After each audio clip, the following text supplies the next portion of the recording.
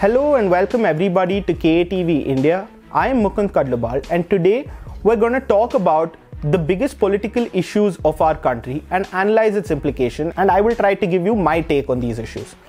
So on today's show, we're going to have a discussion on the ongoing parliament session that's taking place in Delhi, and we're going to look at all the discussions that are taking place, what are the narratives that the opposition and the government are trying to sustain, and who's winning this narrative war during this crucial winter session. So as all of you know, MPs of both the BJP and Congress have been at loggerheads and have attacked each other on various issues such as vote chori or electoral malpractice, if you would like to call it. So what was said in last parliament session? Let's take a look at what the opposition said and how the government defended itself. Congress leader and leader of opposition Rahul Gandhi said that the BJP and RSS does not believe in equality and diversity. On hearing these accusations, BJP leaders jumped to attack Rahul Gandhi, and even Speaker Om Birla said that the LOP should not mention any organizations that are not present in the House. And the Speaker was referring to Mr. Rahul Gandhi's reference of the RSS here. And the Speaker said that since the RSS is not present in the House, he should refrain from attacking them. So the main points that were made by Rahul Gandhi was that why was the Chief Justice of India removed from the panel that chose the Chief Election Commissioner of our country? And why was CCTV footage of voting day and the voting booth deleted after 45 days by the ECI? And why can't the Chief Election Commissioner be charged by law or be punished by said law?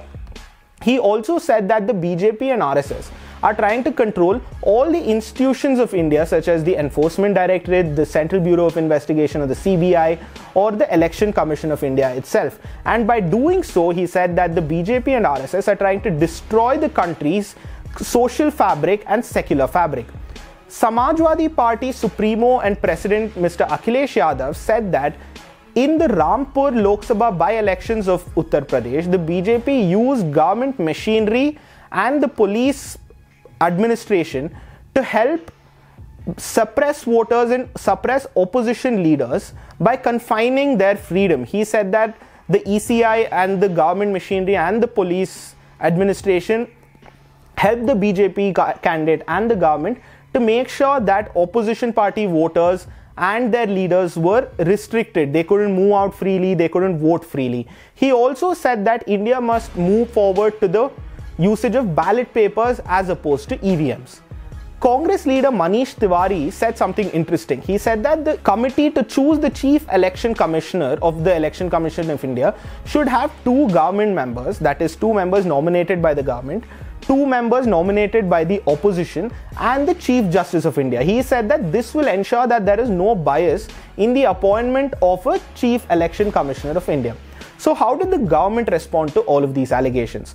The government says that the ECI, which is a constitutional body, is not present in the Lok Sabha, and discussions on its actions must not be discussed in Parliament because the ECI cannot defend itself from any accusation. There is no representative of the ECI in Lok Sabha or Rajya Sabha to defend themselves from Rahul Gandhi's allegations. So the government also said that the vote chori allegation that was being parroted by Rahul Gandhi and other members of the opposition was in fact first done by India's first Prime Minister Pandit Jawaharlal Nehru by stealing the post of Prime Minister from Sardar Patel. So the BJP said that the first instance of vote chori was actually done by Pandit Nehru himself. And other members of the BJP said that the Congress should not lecture BJP on capturing democratic institutions because it was the party of Congress itself who introduced emergency in India, where all sorts of democracy or democratic institution in India was suppressed due to Indira Gandhi's decision of holding an emergency. And other members of the BJP and NDA also said that now members of India Alliance and Congress are complaining about EVMs, but it was the Congress themselves who first introduced the idea of EVMs, and now they are complaining after a few election losses. And they say that why did they not oppose the EVMs in elections they won, such as Telangana, Karnataka and other states? So what is my take on the issue? Everyone knows that this vote chori issue that Rahul Gandhi is raising regularly has some sort of merit in it. he says that there has been a degree of voter fraud that has taken place. While I do not agree with the very premise of what Rahul Gandhi is saying, the narrative that the ECI is helping BJP win elections and that voter rolls are fraudulent does not carry 100% accuracy. Rahul Gandhi says that there are a lot of duplicate voters, there are a lot of voters with incorrect addresses, incorrect names, incorrect pictures, and all of this. So all of these are valid concerns. The rolls of our country are in a very bad shape. But that does not mean that voter fraud has taken place. That does not mean that someone else has cast my vote or some person is casting two votes, 3 votes, or all of this.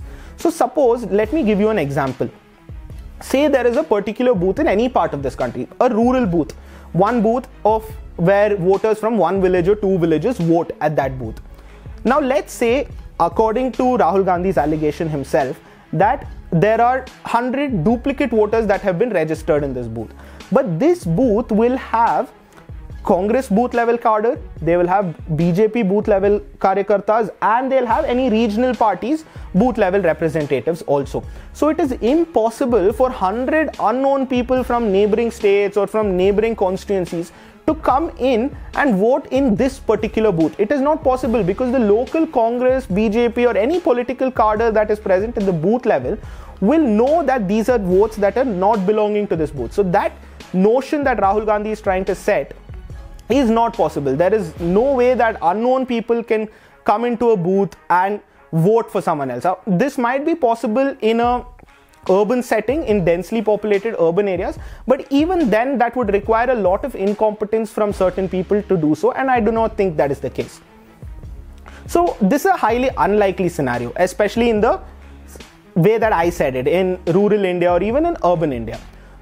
And this poor state of electoral rolls that are present in our country is a real issue that Rahul Gandhi is raising. There is nothing wrong in what he's saying.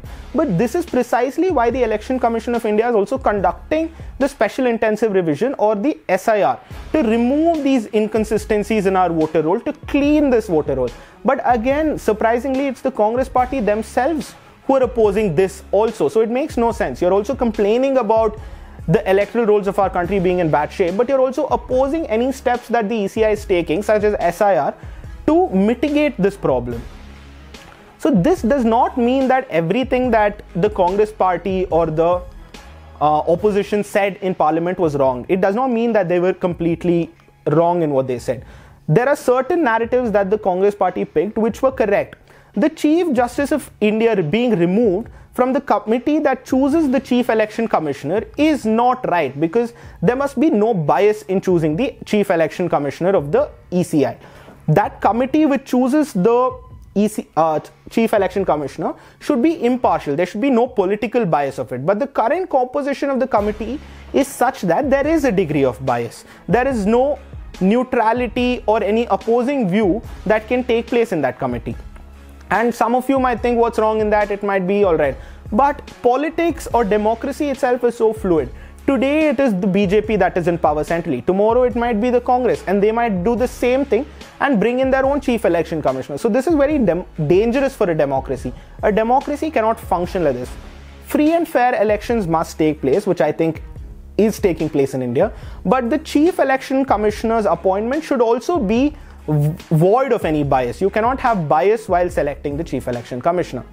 Also, the point raised by Rahul Gandhi about CCTV footage being deleted within 45 days is also valid in my opinion, because we are in a point of time where tech capabilities across the world are advancing rapidly.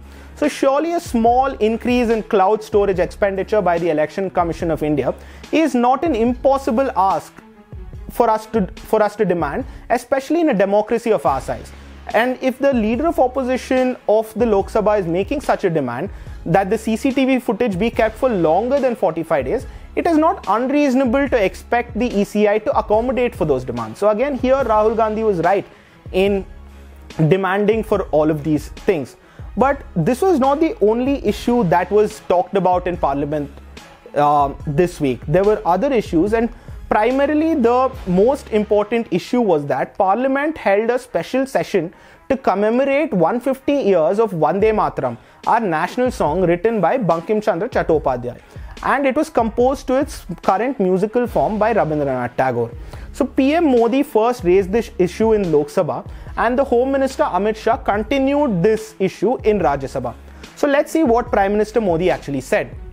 Prime Minister Modi said that the Congress under Pandit Nehru in 1937 removed certain sections of Vande Mataram which referred to goddess Durga and other Hindu deities to appease the Muslims of that time's India.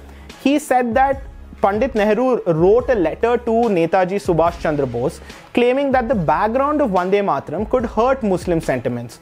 This was a reaction to the protest by Jinnah and the Muslim League, which held a protest in Lucknow during that time. And PM Modi also said that it was due to the same mindset of appeasement politics by the Congress that this country was divided, and which is why the Congress agreed for the partition of this country.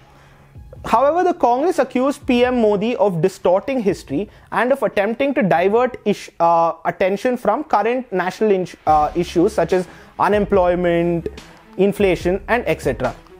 But the main takeaway of this issue is that the BJP is trying to take back control of the narrative from the Congress's vote chori allegation.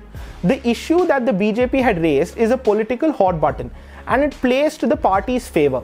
Trying to paint the Congress as Muslim appeasers has given them success before. But will it do the same now? Do the people resonate with the same old narrative of Pandit Nehru, Indira Gandhi, Rajiv Gandhi, and etc.? Only time will tell. While the idea to raise this narrative was politically smart and suave, the BJP looks to have fumbled in its execution.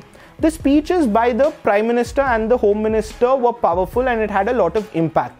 But the party organization failed to carry forward this message effectively. Whether it was through second-line leaders or social media platforms, this narrative was not amplified to its full extent, which is why, in my opinion, this issue was forgotten very quickly. And as Parliament cycle moved to different issues such as SIR, vote chori, and other things, so this issue was not sustained, or I would say the BJP did not sustain this issue, whether it was on media or social media or through common discussions among people. So who do you think had more impact in this parliament session? Was it PM Modi and the BJP or Rahul Gandhi and the Congress? Please let us know what you think in the comments below. This is Mukund Kadlabal and this has been my time on KATV India, where we bring to you the biggest political issues of the week and my take on it. Thank you for watching and hope you like this show. Thank you.